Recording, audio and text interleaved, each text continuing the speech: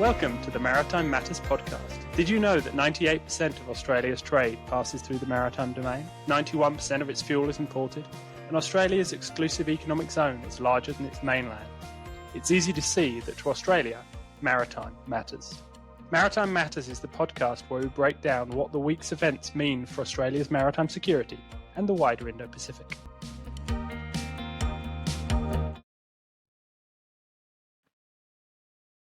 Hello, welcome to this episode of the Maritime Matters podcast. We are recording on Tuesday, the 18th of February, and we apologise for the fact that we missed a week last week. Unfortunately, we couldn't manage to fit it in, but we're back this week with a bumper episode. So, how's it going, Jen? Hey, great. Lots happening, lots to talk about. Pretty pleased to see that our last episode got a lot of views and shares. So I would encourage, if you're listening and you like this, to share it. If you don't like it, then don't. That's fine. But that would be great. But no, lots happening. I had a piece out in Aspie's The Strategist recently. Really, it was a response to a piece that was arguing that we should replace the plan for frigates with missile attack boats.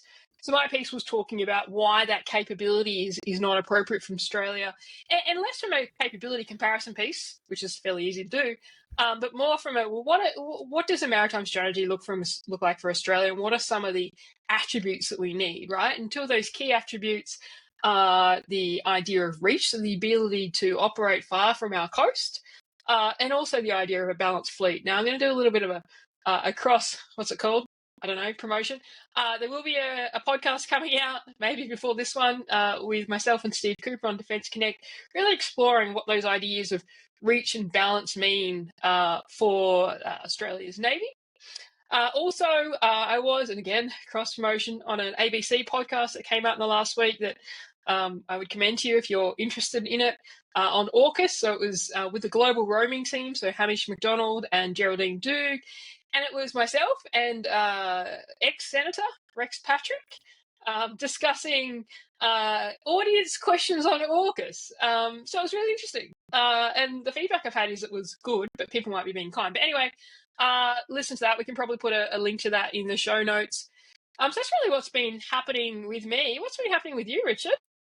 I've not been recording more podcasts than I can shake a stick at, if that's what you mean. People could spend their entire time just listening to you on your varying different podcasts. They absolutely should, or not. My wife gets sick of my voice as well. But anyway, I was down in Sydney at an AUKUS conference last week, which was one of the reasons why we didn't get to record the podcast. But that was interesting, particularly hearing some of the industry perspectives and sort of American and UK perspectives on that. So that was very interesting, and particularly as to perhaps put it this way, we live in interesting times, and so trying to sort of unpick some of the dynamics and the political, but also the industrial elements of that. But as we've said, we've got lots on, so we're going to crack on. What has been happening in the region over the past week to 10 days? Well, lots, and including in the world, but we'll keep this to maritime issues. I guess talking about some of the things, we have some reporting in Australia from Australian media and also from Chinese media about an incident last week between an Australian P-8 and a Chinese fighter jet. So there is a Department of Defence of Australia release on it that calls the interaction over the South China Sea as unsafe and unprofessional. It looks like the Chinese fighter jet got within 30 metres of the Australian P-8 and deployed flares. Now, exactly where in the South China Sea, it's not clear. There was a Chinese state media release that talked about this being in the vicinity of the Paracel Islands.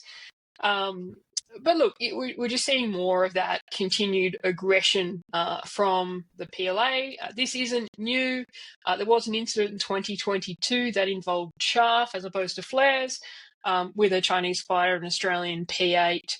So this is part of what we know now is kind of a consistent policy within the PLA Air Force and Navy of, if not directing, then certainly encouraging this kind of aggression towards not just Australian assets, really any assets they view as external, so not coastal states of the South China Sea, obviously parking the Philippines conversation right now. Kind of linked to that, and on the same day, we saw a release from the Australian Department of Defence talking about a Chinese task group or surface action group that was operating in the Coral Sea. Again, interesting that they were released on the same day. I think there's a clear message there of, we expect you, China, to act in accordance with international law in the South China Sea, and we accept that you have the right to operate in our exclusive economic zone as per UNCLOS. So I thought that was kind of an interesting comparison. It certainly got a lot of reporting in the media. What was your take on those two releases and events? Yeah, so I thought the P8 incident is interesting, and as you say, it's always this question about how much do we read into it? Is this official Chinese kind of policy? It came within a day or so of another of these multilateral maritime cooperative activities, MMCAs. I know how much you love that term. Great. Which Makes was a lot of sense. Undertaken by sort of had Australian, Philippine, Japanese, and US involvement. And so the Chinese have clearly been trying to push back on these efforts by these countries to sort of have a multilateral presence in the South China Sea and push back on Chinese aggression there. And so whether or not this is a kind of an official or even a kind of an officially sanctioned effort to try and sort of push back on this, saying you're an outsider, you don't belong in this area, or is it something that's more kind of individualistic? It's really hard to tell, but it certainly fits into that kind of pattern. And the fact that it comes, as I say, merely a day or so afterwards, did seem to perhaps suggest that there's something there. In terms of the Chinese vessels in the Coral Sea, I think first and foremost, we ought to, as you've said, highlight that they're operating in the Australian Exclusive Economic Zone. That is not something that is in any way against international law. That is perfectly acceptable. We do it to other countries. Places like the United States do it to countries all the time, all over the world. So we ought to acknowledge that. And I think there were some kind of calls from certain commentators and in elements of the press sort of suggesting that this was somehow China encroaching on Australian territory or anything like this. It is not. So that's really important. What I think is notable, though, is the degree to which you are seeing PLAN vessels, and not merely any old PLAN vessels. These are really capable platforms, particularly the Renhai class cruisers, Type 55s. These are very, very capable warships operating now very much within Australia's immediate region. And this is relatively new, and it's something that I suspect you're going to see a lot more of into the future. And so I think that's what the story is here, much more than the kind of they're doing something bad type narrative. That would be my kind of take. Yeah. I agree with you. It was amazing to see some of the, I got to be honest, some of the questions I was asked by journalists, like, is Australia being invaded? The answer is no. But look, I mean, it is an interesting element that China actually disagrees with the right of warships to operate in other countries' EEZ. Just a segue. UNCLOS is pretty clear on the point, but China, like some other Asian countries, to be honest, it's not just China. There are other countries, predominantly in Asia, who take that view. But look, I completely agree with your sentiment. But it is clear, going back to what would happen, certainly Australia is not going to be invaded and we're not at war. But I think it just does show, China's reach and their ability to operate in our region. And if we did reach a crisis or, God forbid, a conflict, their ability to interfere with our seaborne supply, right, which is a constant conversation we talk about. But anyway, on that depressing note, what else going on in the region? So we've seen HMAS Hobart continuing its regional presence deployment. It is currently in Indonesia, in Bali, taking part in the International Fleet Review, which will celebrate the 80th anniversary of the formation of the Indonesian Navy, and will then go on to take part in Exercise Komodo, which is an Indonesian-led exercise. This year, it's focusing on collaborative maritime search and rescue, and it's a quite a large multilateral kind of exercise. So this is very much part of the kind of regular Royal Australian Navy regional presence deployments and engaging with, in this case, our nearest neighbour. So that's kind of a pretty consistent story that's as I say, we talk about quite a lot. What do you make of what's going on at the moment in terms of HMS Hobart's deployment? Look, I think, Hobart, certainly from a regional engagement perspective, looks to have had a pretty successful deployment. Obviously, we spoke in the last episode about their participation in La Perouse. They've obviously participated in the multilateral maritime cooperative activity. They've done a bunch of things. Worth noting that although Indonesia actually does do international fleet reviews quite commonly, I'm not sure about whether maybe it's every couple of years. This is actually the 80th anniversary of the establishment of the Indonesian Navy, which is worth remarking on. But back to Komodo, look, I think it's great. I do wonder if Hobart is the largest vessel we've ever sent to participate in Komodo. Komodo is a large Indonesian multinational exercise, but it tends to be smaller vessels that participate, as you mentioned before, focused on maritime search and rescue. And that's a common theme in Southeast Asia. So there is a reluctance to collaborate on any kind of exercise that might be interpreted as high-end warfare, particularly because of China's responses to some of the multilateral maritime cooperative activities, etc. So it is common to use the term maritime search and rescue as a focus for the exercise. I don't know what it actually involves. It's probably got a few officer-watch manoeuvres and things like that. But there is a clear trend there in terms of how Southeast Asian countries label these exercises. Excellent. So what else has been going on? One of the things is there's been some announcements around sort of continued developments in terms of AUKUS Pillar Two. In particular, the RAN has deployed a team to join USN and Royal Navy as part of a subsea and seabed warfare exercise, which is currently taking place in Norfolk, Virginia. This is kind of in many ways deeply unsurprising. All of a sudden, you can barely open the ABC news app without seeing some article or other with somebody called Jen Parker quoted talking about cables or subsea pipelines or other maritime critical infrastructure and the threats that there are to this. This is clearly an area of huge focus at the moment, and I think everyone will accept that there's currently more questions than there are answers, but equally most people acknowledge that some form of autonomous technology is going to be a key part of the solution to these kind of problems. So it's quite clear that this is an area where AUKUS Pillar 2 can add value, and it seems that there's sort of quite what they're describing as a complex integrated subsea warfare exercise taking place, and the RAN is involved in this.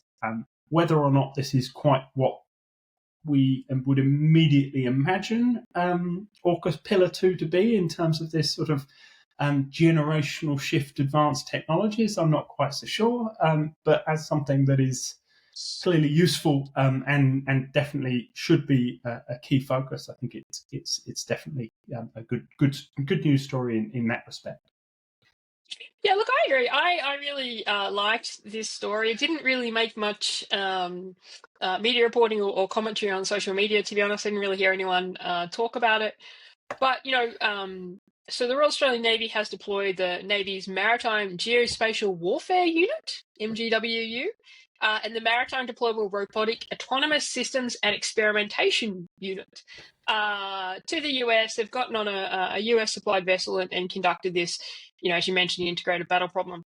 The reporting says it's building on the back of exercise Autonomous Warrior conducted in Maritime, November. big play. I hate that term. I hate that term. It's a terrible term. I actually did say live on ABC that I hated that term, and somebody filmed that clip and shared that with a lot of senior people. But it is a terrible term. But anyway, this is a great activity. Look, I think often we gloss over AUKUS Pillar Two and the achievements. And look, because to be honest, there hasn't been a lot out there. There was some stuff about integrating AI into the detection capabilities of P8s. There's been some other things. There haven't been any really big solid announcements. So there has been some criticism of it. Whether that's fair, I don't know. I think if you have a big breakthrough on these things, you're probably not going to be announcing it to the media. But I think this is really great. I think that seeing the three countries work on these technologies, and also I would suspect the concepts of employing these technologies for critical infrastructure protection is fantastic. I think there is a question in terms of the rate we're going at. This is a broader question in terms of how we're evolving our defence capabilities, strategies, and concepts, given the emerging challenges. And we only need to look at what's happened in Europe in the last week, which we won't talk about because that is not the nature of this podcast. But the world is changing dramatically. So there is a question about whether the efforts we're doing here are really at a rate that is going to be appropriate for the challenges to come. That said, I think this is great. I think this is a really good direction for AUKUS Pillar 2 to be moving in, especially in light of what we're seeing in Europe, as you mentioned. Excellent. Do you want to have a talk a little bit about the Harry S. Truman incident? I'm sure many of our listeners will have heard about this, but it'd be good to get your kind of perspectives on what happened and maybe a little bit about why. Yeah, absolutely. So a lot of reporting about a collision between the Truman and a merchant vessel whose name escapes me at this very second, but it also doesn't really matter. But this collision in Port Said in Egypt, which is at the northern end of the Suez Canal. Of course, it's significant because of the fact of questions about, okay, what did this mean for the Truman's capability? Thankfully, nobody was injured. You would have seen there's a lot of photos going around the internet in terms of the damage. The US is saying that the damage is predominantly superficial, that there is no impact to the Truman's operational capability. The Truman's just come off quite a long period at sea in the Red Sea, defending against the Houthis. The Houthis actually launched a number of attacks at Truman that weren't successful. Now, Truman is, there's it. It's the MV Besiktas. Panamanian flag. What a surprise. Panama has such a massive merchant fleet. So Truman's put into Suda Bay, Greece, for them to kind of assess what the damage is and what the impact might be. But the US has stressed in all their communications that there is no operational impact. And it really is kind of a cosmetic to the starboard side of Truman. So, look, this has gotten a lot of attention, to be honest. I'm not sure it's such a big deal. I know that this is not necessarily a great comment, but ships do have incidents in congested ports and anchorages. In fact, the merchant vessel that hit Truman has actually hit another merchant vessel a number of years ago. Girls, if this had impacted Truman's operational capability, a much bigger concern. What's your take? Oh, I'm not an operator, so I'm kind of interested very much in your takes. I thought the thing where I wonder whether part of the reason why this picked up the attention it has is that there were a spate. I mean, it's been a couple of years now, but a spate of incidents in terms of the US Navy. I'm thinking about the USS Fitzgerald's collision, and then of course the collision of the Seawolf submarine in the South China Sea. I can't remember. It was I want to say the Massachusetts now, but I can't remember off the top of my head which submarine it was. But there were a number of collisions, and there was questions being raised about professionalism and these sorts of things within the United States Navy.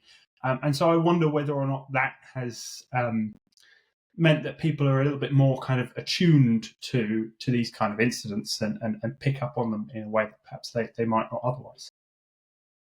And look, potentially. I think we don't actually have enough detail about how this incident occurred to kind of equate it to that spate of incidents. I think it was 2017 where you had, in fact, in our neck of the woods, you had the collision with the John McCain and the Fitzgerald. And of course, there was sadly loss of life. And I think that really kind of caused the US Navy to look at its training pipelines. Whether it's addressed that, I don't know. Certainly, I remember at the time advocating that this should be, I guess, a wake-up call to all kind of navies that have a similar training pipeline, and that really is how much do you rely on things like simulation? How much can you really qualify mariners, for example, inshore establishments, right? So I think there was a big question about that. I think we need to wait and see exactly what the details are of this collision with Truman to see whether we put it in the same boat or not.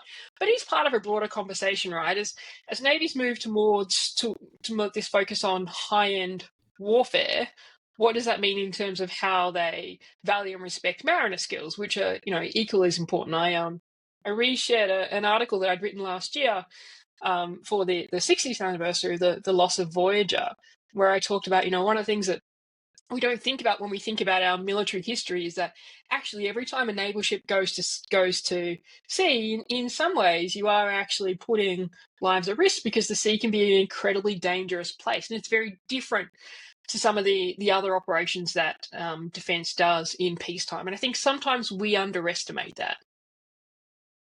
Absolutely, it is a dangerous environment, as you all know far better than anyone else. Moving on, because we have lots to talk about. Moving on to talk a little bit about capability. Before we go there, we've just skipped over something important. I do think we need to give a shout out to our friends across the ditch, or the ditch. I stuffed that up, so my New Zealand friends, please don't make fun of me. We might even cut this out. But Takaha has deployed to the Middle East. Now, so Takaha is one of the New Zealand's 2 Anzac-class frigates. It was commissioned in 1997. It's getting pretty old. As you can imagine, we talk about the wear and tear on Australian Anzac-class frigates for a whole bunch of reasons, one of which we just never really had enough, so we use them a lot more than we ever intended to do so. That's kind of twofold, really, in terms of when you think about the operational use of the 2 Anzac frigates the New Zealand Navy has. Look, New Zealand has deployed frigates to the Middle East before, so that's not necessarily unique, but this is the first time in a very long time, I think, that we've seen this. Now, of course, their Anzac-class frigates went through a long and challenging upgrade in Canada. They didn't select Australia, but we'll move past that. And so I think this is probably one of the first, New Zealand friends, correct me, long-range operational deployments that these Anzac class have gone. So I think it's important to acknowledge that Takaha has deployed to the Middle East, and despite the shrinking size of the New Zealand Navy's ships, they still obviously see these international deployments as pretty critical to their strategy. So I think it's worth acknowledging that. Absolutely, and it seems like it's hopefully part of a good news story in terms of the kind of human capital within the New Zealand Navy as well, because one of the challenges they've had is that they've had the 2 Anzacs have been out of operation for so long, and they've had sort of such limited resources that they've actually been struggling with personnel. So hopefully this will then help to regenerate elements of that as well. So I think that's all in all definitely a good news story. Right now, capability. Lots happening in capability. So I thought today we were going to focus on a couple of things that were not Australian capability announcements, although we do know that the press are talking about the excitement of a Japanese Megami visiting Darwin. I'm not sure how exciting that is, but lots of people are very excited about it. But let's focus on a little bit more capability in the region, because there's been a few interesting developments in that. What are some of those, Richard? So we've heard there was a couple of news stories around a American laser, US Navy laser, the Helios system, which has been used and has been fitted on for trial aboard an Arleigh Burke destroyer, and which has been apparently used for the first time sometime in 2024, so we don't know quite exactly when, to effectively destroy relatively light kind of airborne targets. So this is part of a kind of a obviously directed energy weapons. We've been talking about these for a long time. I think we talked last year in this series about the Royal Navy system, and I want to now say it's called Dragonfire or Dragon's Breath, It and I is. cannot I was remember about to which say, how name. did you, it's called Dragonfire. It's one of the best names for a weapon system ever. How could you forget that? It is Jeez. excellent. So the RN has been making sort of moves in this regard, and this is the US Navy doing the same. This is important because of all of the conversations that we have around magazine depth and around the threat from particularly kind of low end sort of UAVs, and the discussion that there was a lot of discussion during the early part of the Red Sea troubles about the fact that you were firing very expensive missiles to shoot down very cheap drones. So directed energy weapons are seen as a really sort of important part of the puzzle going forward in terms of shipborne defences. So it's interesting to see this happening, and hopefully we'll get a little bit more detail in the future, particularly about things like range and power, because these tend to be very sort of close range weapon systems. But there's sort of obviously efforts to push that out. So yeah, really interesting one. It is a really positive development. Now, I mean, again, a test firing doesn't equate to an operational capability in any way, shape, or form. Interesting. There is a photo that was released by I'm going to call it the Office of the Director of Operational Test and Evaluation in the US. There is a photo of USS Preble doing this firing. Allegedly, there's also an AI-generated video going around the internet, which is a fake video. So don't watch that video. But look, I think this is good. It would be great to see this rolled out as quickly as possible. Of course, though, the challenge with directed energy weapons is, as you may have mentioned, the amount of energy required to support this system really limits the deployability on certain ships. It'd be interesting to see, what their statistics are and what their numbers are on that.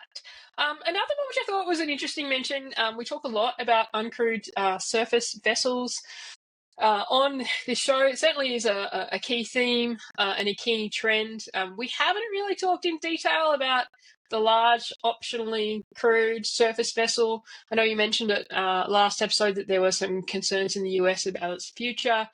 But what we do want to delve in today is that Singapore has announced this month, so in early February, that they have now operationally deployed what they're calling their MARSEC USV. So those criticising us for our acronyms, Maritime Security Uncrewed Surface Vessel. Is now operating, it looks like, in the Malacca Strait and the Strait of Singapore. Now, this vessel, it's 16.9 metres, so it is quite small. It's got a beam of about 5.2 metres. It's 30 tonnes. It can travel, apparently, in excess of 25 knots, which is interesting. In terms of what it's carrying, it's got a strobe light and a siren. It's got a searchlight. It's got an LRAD, or a long-range acoustic device, which can be quite disabling to humans on the upper decks of other ships if you want to use it. And it's got a 12.7mm stabilized weapon system and a dazzler. So I think this is really interesting. They have been operating this capability apparently since 2023 in this area, but they were crewing it because they can fit 2 people on it. This is the first time that they've really started operationally deploying it uncrewed. Now, I'm often skeptical about the role of uncrewed surface vessels in the future of naval warfare. I think they have a role. I don't think they replace surface ships. I think, clearly Ukraine has demonstrated they have a role. I do think one of the key roles is the idea of port protection or ISR, and some support to constabulary operations in contested straits. So this is probably the perfect kind of vessel and the perfect area to be testing out this concept. So it'd be interesting to see how successful it is. What's your take on the Singaporean news of this operational capability? Yeah, so it's something I've been tracking for a little while, and I'm really interested in it because I do, in part, I agree with you about the potential here, and I would suggest and kind of focus on the fact that they are particularly applicable for a kind of a Singaporean maritime security approach. That Singapore has obviously incredibly congested sort of waters surrounding it, but it's also relatively confined and small. So very different, for example, to trying to police the Australian EEZ. But I think there are still some real questions and things that I hope will sort of get a little bit more visibility on. Things like what actually is it that this can do and what can it not do? So obviously it can't board a vessel. It is armed, but I'm really intrigued to know what kind of rules of engagement or anything like that there might be, and what kind of scenario could it actually deploy a weapon. So really interesting capability. The Singaporeans are some of the only ones I know who are pushing this kind of maritime security lower end element of USVs, apart from the ISR role. So obviously things like Blue Bottle and Sail Drone, it's all about understanding the maritime domain. This is something rather more kind of focused in terms of actually policing. And so they've been pushing this envelope. But I think there are some then questions about, well, how does that actually work when the rubber hits the road? And so hopefully we'll get a bit more insight into that into the future. But really interesting that they've decided that it's kind of ready to go in a fully uncrewed format. Yeah, absolutely. We should say they're calling it autonomous. There's no way that weapon system is autonomous. It'll be remotely controlled. But I think the point is the navigation system on it is autonomous. Yep. And then finally, I guess before we go to the big did you know, which is an exciting did you know, I'm really excited about it because this is something that I often talk about. Many naval officers do. Before we get to that, though, it is worth noting that the head of the Philippines military, in a meeting the last week, kind of re-emphasized the aspiration of the Philippine Navy to acquire submarines. So this has been a discussion for quite a while now. There really hasn't been any concrete plans. In this meeting, he said that they would likely acquire 2 submarines. Now, I've seen some people say, that's great. That's a kind of crawl, walk, run approach. I would argue that 2 submarines is difficult to argue as an operational capability, and you only need to look at the Malaysian experience of how challenging it was to operate their 2 submarines and sustain them and train for etc. You need to have some degree of critical mass for a capability. There's some discussion out there that the front runners for supplying these submarines are, of course, the French, who have been trying to push submarines across both Southeast Asia and Central America after their unsuccessful bid in Australia. But who knows? I mean, there is some Australian commentators saying that that's the direction we're going to go in. I find that highly unlikely. But also the South Koreans, whether they are a contender for this as well. Who have been, increasing their exports of naval capabilities. So, look, no real change there, but I think it just re-emphasizes the aspiration of the Philippines to be operating submarines in the region. Yep. Aspirations would be my one word there. Let's see. But certainly interesting that the proliferation or proliferation certainly of interest of submarines across Southeast Asia and efforts to deploy them. But yeah, I'll leave it on the tone of slight skepticism. Fair enough. All right. Did you know? So we are bringing back the did you know. We were neglectful last episode. But what do you know, Richard?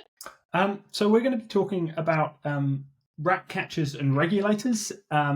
These are 2 kind of classes of, or sort of divides, groups that are sometimes sort of described in terms of military officers.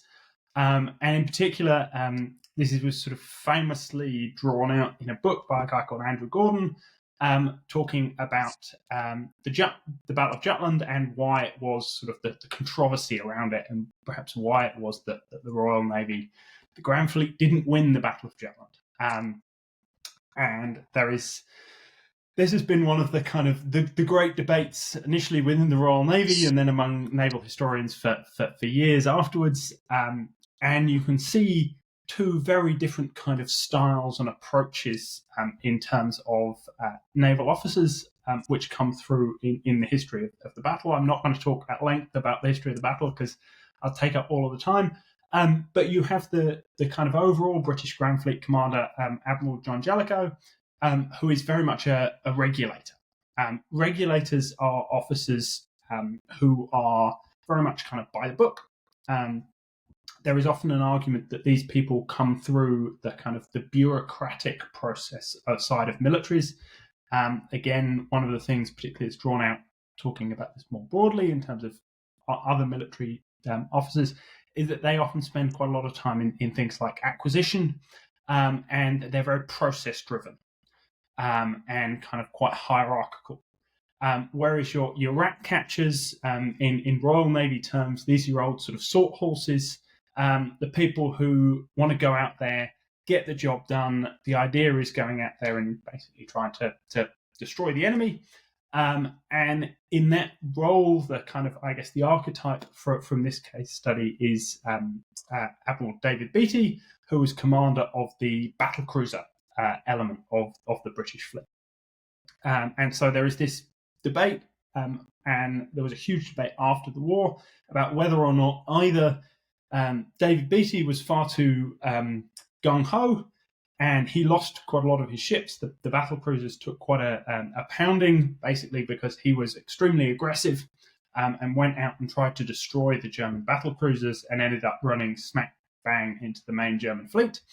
And so those who critique the kind of the Ratcatchers often see Beatty and some of the things that Beatty did were not necessarily very, he didn't always follow process.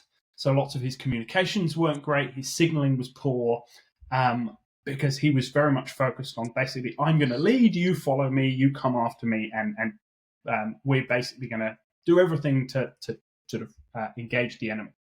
A little bit of the Nelson engage the enemy more closely side of things. Whereas those who critique Jellicoe say that he missed a lot of opportunities to annihilate the German fleet. He had the main overwhelming force of the British Grand Fleet, but he did everything kind of by the book. He never took any risks. He didn't give his commanders a huge amount of kind of rope in many ways. Everyone had their role and they were expected to fill it. And so even when opportunities were presented to sort of some of his subordinates at various points, they didn't take those opportunities because they felt that they were constrained within a very clear kind of system. And so this debate goes on. There is no right answer. I must say I'm more on the Jellicoe side of things, of Jellicoe being very much a regulator.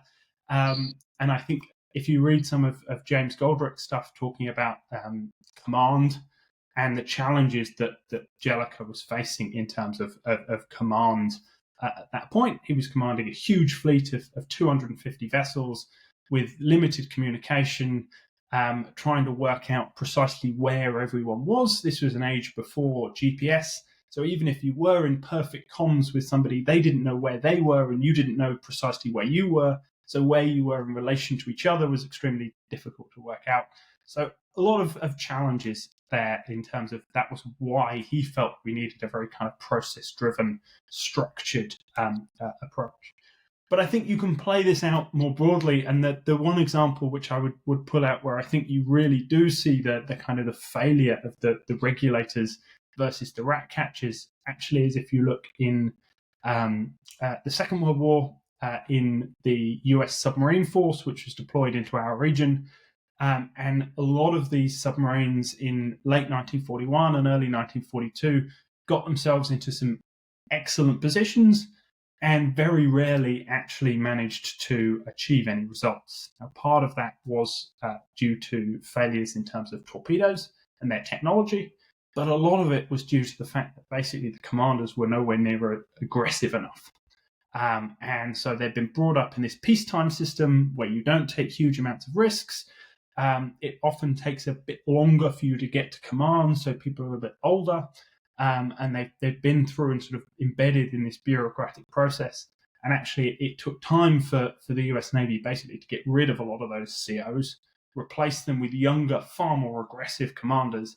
And it was those who went on to do a lot of the damage in the latter part of the Second World War. And they were very much of the kind of the Ratcatcher mold of sort of, as long as you're going out there and sinking the enemy, then you're doing your job, and everything else can go out the window.